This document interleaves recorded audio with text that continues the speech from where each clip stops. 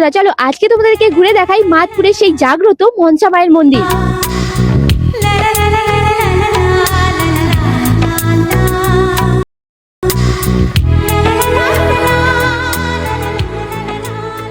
আর এই যে তোমরা দেখলে, এটাই হচ্ছে মায়ের মূর্তি। আর মূর্তিটা কি সুন্দর, তাই না? মায়ের মুখটা এত মিষ্টি লাগছিল। আর তোমরা তো সকলেই জানো মাদপুরের মনসা মা কিন্তু খুবই জাগ্রত।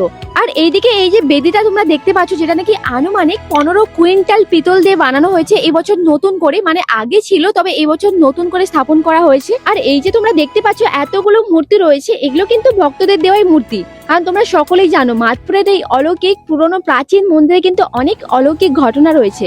আর যদি কোনো ভক্ত সাচ্চা মনে মায়ের কাছে কিছু চান, মা কিন্তু সেই স্বপ্ন খুব তাড়াতাড়ি পূরণ করেন। আর যারা যারা ভিডিওটা দূর থেকে দেখছো, ভাবছো যাবে বা যেতে পারছো না বা যেতে পারবে না বা পরে যাবে ভাবছো, অবশ্যই তোমাদের মনের কথাটা মাকে জানিয়ে দাও। দেখো, ফোনে হোক বা সামনে, মা কিন্তু মনের কথা শুনবেই যদি সাচ্চা মনে মাকে বলো, এটা আমার বিশ্বাস। আগামী 31শে মার্চ এই মন্দিরে হতে চলেছে প্রায় 5 লক্ষেরও বেশি মানুষের সমাগম।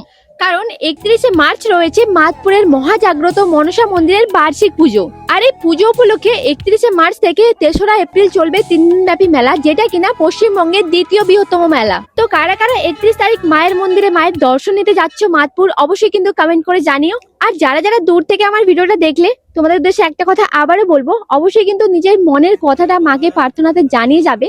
কারণ দূর থেকে হলেও কিন্তু মা মনের কথা শোনে, এটা আমার বিশ্বাস। আর এখানের মা খুবই জাগ্রত, সেটা শোনা কথা হলেও তোমরা একটু হলেও অনুভব করতে পারবে মায়ের দর্শনে। অবশ্যই কিন্তু সময় সুযোগ হলে একবার মায়ের দর্শন নিতে এসো। আর একটাই কথা বলবো, সবার শেষে মন থেকে একবার বলে যাও, জয় মা মনসা।